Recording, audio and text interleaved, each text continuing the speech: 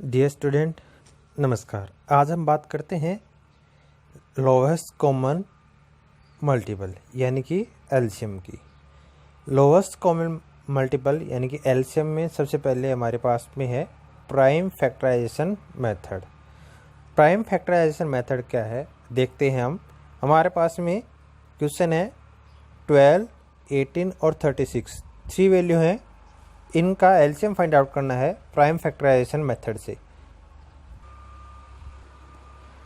सबसे पहले 12 को हम लिखते हैं।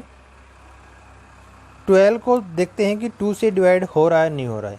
ठीक है, 2 से डिवाइड होगा 12 क्योंकि राइट साइड से फर्स्ट डिजिट क्या है इसकी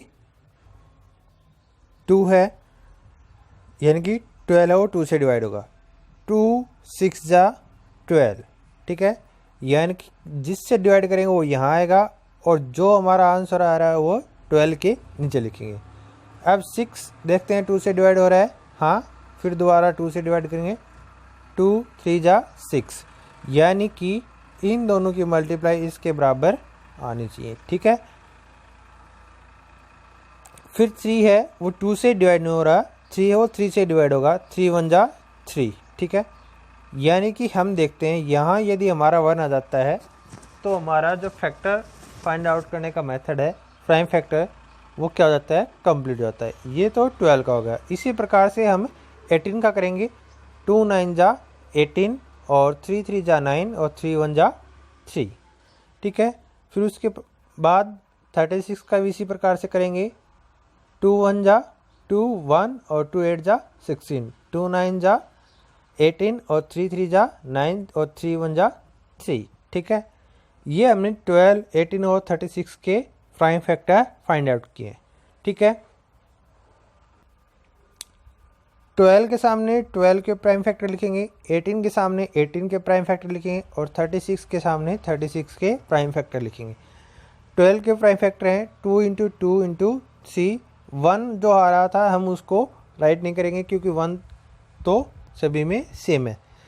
ठीक है, सिर्फ 1 को नहीं लिखेंगे। 18 के 2 मल्टीप्लाई बाई 3 इंटू 3। 36 के 2 इंटू 2 इंटू 3 इंटू 3। अब जो वैल्यू इन तीनों में कॉमन है वही लिखेंगे, और यानी कि जो सबसे ज़्यादा बार है। अब 2 है, इसमें 2 की बात हो रही है।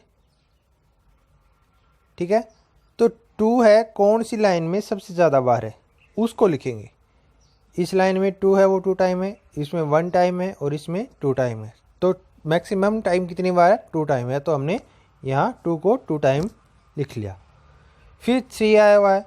3 फर्स्ट लाइन में 1 टाइम है, सेकेंड लाइन में 2 टाइम है, थर्ड टाइम लाइन में भी 2 टाइम है, तो हमने 3 को भी 2 टाइम लिख लिया और कोई वैल्यू है नहीं। ठीक है, तो ये हमने लिख लिया 2 को 2 टाइम और 3 को भी 2 टाइम। इन सबको मल्टीप्लाई करेंगे तो हमारे पास आंसर क्या आएगा, 36 आएगा। ये तो था एलसीएम का प्राइम फैक्टराइजेशन मेथड। अब इसके बाद में है एलसीएम फाइंड आउट करने का डिवीजन मेथड। कई बार इसको शॉर्ट डिवीजन मेथड भी बोलता है, कई बार डिवीजन मेथड भी बोलता है। हमारे पास में क्वेश्चन है 12, 15 और 18। 12, 15 और 18 को हम 12 और 15 के बीच में डैश का साइन लगा सकते हैं या फिर आप कॉमा का भी यूज़ कर सकते हैं। सबसे पहले देखेंगे इनमें से कोई वैल्यू 2 से डिवाइड हो रही है क्या। ठीक है, 12 2 से डिवाइड हो रहा है और 18 2 से डिवाइड हो रहा है, तो हम सबसे पहले 2 से डिवाइड करेंगे। जो वैल्यू 2 से डिवाइड होगी उसको 2 से कर देंगे, जो नहीं हो रहा उसको हम एज इट इज़ सेम लिख देंगे। 2 6 जा 12, 15 का 15 लिख दिया और 2 9 जा 18। ठीक है, फिर दोबारा 2 से डिवाइड हो रहा है, 2 3 जा 6 और 15 का 15 और 9 का 9। फिर उसके बाद में 2 से कोई वैल्यू डिवाइड नहीं हो रही, 3 से हो रही है। 3 1 जा 3, 3 5 जा 15 और 3 3 जा 9। फिर 3 से डिवाइड हो रहा है, 1 का 1 लिखा, 5 का 5 लिखा और 3 1 जा 3। अब 5 से डिवाइड हो रहा है, 1 का 1, 5 1 जा 1 5 और ये 1 का 1। ठीक है, इन तीनों के नीचे क्या आ गया, 1 1 आ गया, तो हमारा जो मेथड था वो क्या हो गया, यहाँ तक का कंप्लीट हो गया।